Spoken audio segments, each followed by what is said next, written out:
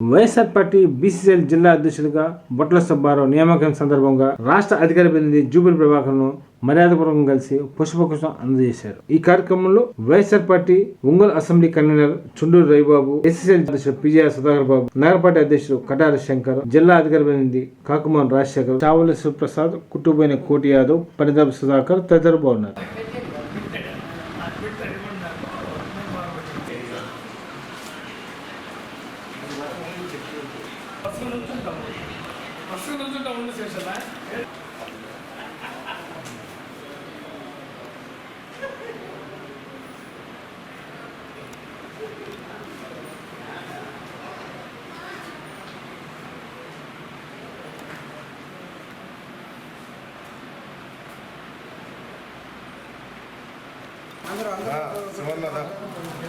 అది అందులో పెడితే అన్న జనరల్ సెక్రటరీ సందర్భంగా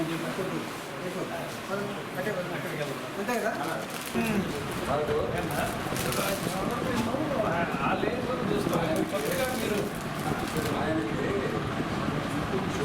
జనరల్ సెక్రటరీగా ఈ చిన్న సభలో